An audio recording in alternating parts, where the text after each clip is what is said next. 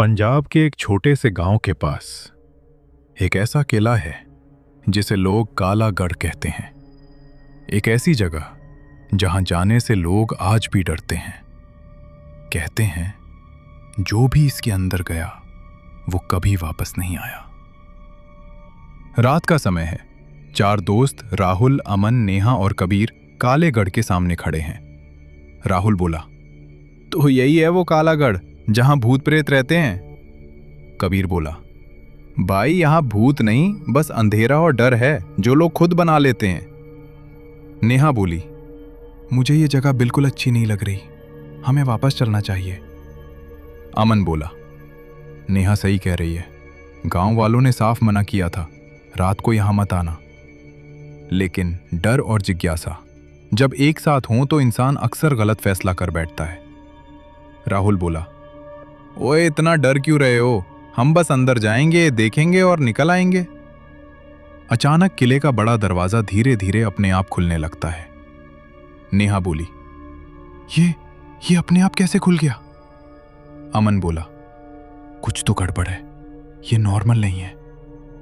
राहुल बोला, अरे कुछ नहीं, पुराना दरवाजा है, हवा से खुल गया होगा। या शायद काला गढ़ खुद उन्हें अंदर बुला रहा था। कबीर बोला, अब आ ही गए हैं तो चलते हैं अंदर। चारों धीरे धीरे अंदर कदम रखते हैं। जैसे ही वो अंदर जाते हैं पीछे का दरवाजा अपने आप जोर से बंद हो जाता है।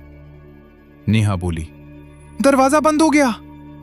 अमन बोला, जल्दी खोलो, कुछ तो करो। राहुल दरवाजा खोलने की कोशिश करता है लेकिन दरवाजा हिलता भी नहीं। राहुल बोला, यह खुल क्यों नहीं रहा?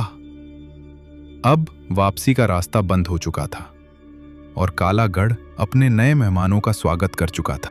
दरवाजा बंद होते ही काले गढ़ का सन्नाटा और गहरा हो गया। अब सिर्फ उनकी सांसों की आवाज और दिल की धड़कन सुनाई दे रही थी। अंदर पूरी तरह अंधेरा है, सिर्फ मोबाइल की हल्की रोशनी। राहुल बोला, सब शांत रहो, कुछ नहीं है यहां, बस पुराना किला है। नेहा बोली, राहुल ये जगह मुझे ठीक नहीं लग रही, मुझे लग रहा है कोई हमें देख रहा है। कबीर बोला, हाँ मुझे भी अजीब सा फील हो रहा है। अमन बोला, सब लोग साथ रहो, कोई अलग मत जाना। लेकिन वो पहले से ही अकेले नहीं थे। अचानक दूर एक गलियारे से हल्की सी आवाज आती है, टक टक टक। नेहा बोली, तुम लोगों ने सुना? राहुल बोला, हां चलो देखते हैं। चारों धीरे धीरे उस आवाज की तरफ बढ़ते हैं। जैसे ही वो आगे बढ़ते हैं दीवारों पर बनी पुरानी तस्वीरें दिखने लगती हैं। कबीर बोला, ये लोग कौन हैं इन तस्वीरों में?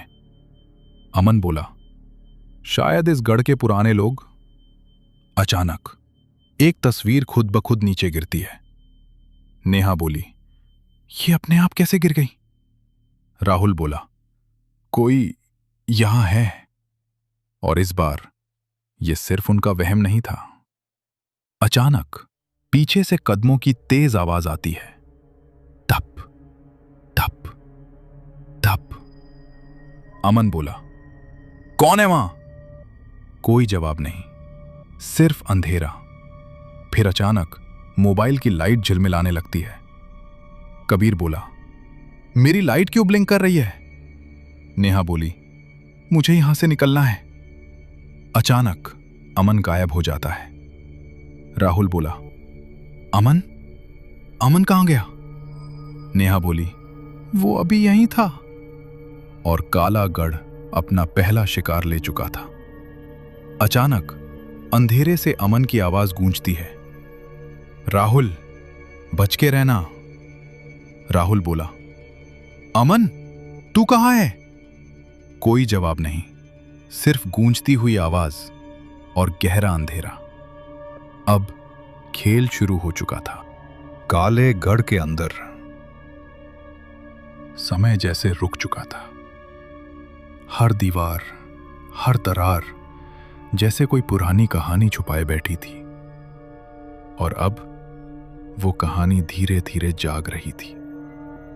अमन के गायब होने के बाद राहुल, नेहा और कबीर एक दूसरे के और करीब खड़े हो गए।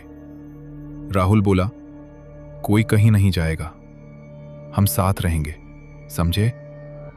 नेहा बोली, राहुल, ये जगह ये हमें जाने नहीं देगी। कबीर बोला, मुझे लग रहा है कोई हमें देख रहा है। और इस बार ये सिर्फ एहसास नहीं था। तीनों धीरे धीरे आगे बढ़ते हैं। उनके कदमों की आवाज पूरे गढ़ में गूंज रही है। जैसे जैसे वो आगे बढ़ते हैं, दीवारों पर बने निशान और गहरे होते जाते हैं। कुछ जगहों पर ऐसा लगता है जैसे खून अभी भी ताजा हो।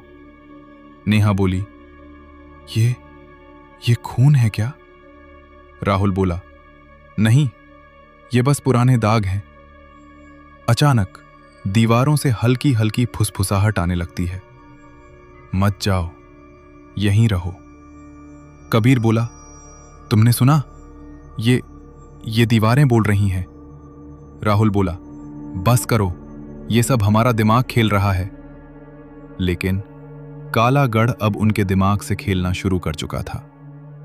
आगे एक लंबा गलियारा आता है जिसके आखिर में हल्की सी रोशनी दिखती है। तीनों धीरे धीरे उस तरफ बढ़ते हैं। जैसे ही वो रोशनी के पास पहुंचते हैं, एक बड़ा हॉल सामने आता है। बीच में टूटा हुआ सिंहासन, चारों तरफ जले हुए दिए जो अपने आप जलने लगते हैं। कबीर बोला, ये अपने आप कैसे जल गए? नेहा बोली, हमें यहां नहीं रुकना चाहिए। राहुल धीरे धीरे सिंहासन के पास जाता है। अचानक उसके पीछे किसी के चलने की आहट। राहुल बोला, कौन है? कोई नहीं, या शायद वो दिखना नहीं चाहता था। सिंहासन के पास एक पुरानी तलवार जमीन में धसी हुई है। राहुल उसे घूरता है। नेहा बोली, राहुल, मत छूना उसे। राहुल कुछ पल रुकता है, फिर जैसे किसी अदृश्य ताकत के असर में तलवार पकड़ लेता है। जैसे ही वो तलवार को छूता है, पूरा गढ़ जोर से कांप उठता है, जैसे सदियों से बंद कोई ताकत आजाद हो गई हो। अचानक दीवारों पर परछाइयां दौड़ने लगती हैं। कबीर बोला, ये क्या हो रहा है? अगले ही पल एक काली परछाई तेजी से आती है और कबीर को जमीन से उठाकर अंधेरे में घसीट ले जाती है। कबीर बोला, राहुल, बचाओ। नेहा बोली, कबीर, नहीं। सब कुछ फिर से शांत। काला गढ़ अब दूसरा शिकार भी ले चुका था। अब सिर्फ राहुल और नेहा बचे हैं।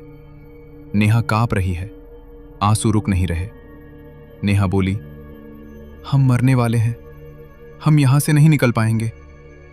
राहुल बोला, नहीं, मैं तुझे कुछ नहीं होने दूंगा, चल मेरे साथ। दोनों भागते हुए एक दूसरे गलियारे में जाते हैं। अचानक सामने एक दरवाजा धीरे धीरे खुलता है। अंदर एक छोटा कमरा, दीवारों पर खून से लिखे शब्द, यहां से कोई वापस नहीं जाता। नेहा बोली, राहुल, ये सच है। अचानक नेहा के पीछे एक परछाई खड़ी होती है। राहुल बोला, नेहा, पीछे देख। लेकिन देर हो चुकी होती है। नेहा हवा में उठती है और अंधेरे में खिंच जाती है। नेहा बोली, राहुल, बचाओ। राहुल वहीं गिर जाता है, टूट चुका, अकेला। अब गढ़ ने उसे पूरी तरह घेर लिया था। अचानक चारों तरफ से आवाजें गूंजने लगती हैं। अमन, कबीर, नेहा की आवाजें। राहुल, हमारे पास आ जाओ। राहुल बोला, नहीं, तुम लोग नहीं हो, ये झूठ है। वो भागने लगता है। गलियारे मुड़ते जाते हैं, रास्ते बदलते जाते हैं। अचानक उसे दूर एक तेज रोशनी दिखती है। राहुल बोला, वो बाहर है, मैं बच सकता हूं। वो पूरी ताकत से उस रोशनी की तरफ दौड़ता है। रोशनी और तेज होती जाती है और अचानक वो गढ़ के बाहर आ जाता है। ठंडी हवा, खुला आसमान। राहुल जमीन पर गिरता है, जोर जोर से सांस लेते हुए। राहुल बोला, मैं बच गया, मैं सच में बच गया। गांव वाले धीरे धीरे उसके पास आते हैं, लेकिन उनकी आंखों में डर है। एक बच्चा अपनी मां का हाथ पकड़कर पीछे हटता है। मां, इसकी परछाई क्यों नहीं है? राहुल का चेहरा जम जाता है। वो धीरे धीरे नीचे देखता है। कोई परछाई नहीं। सच अब सामने आ चुका था।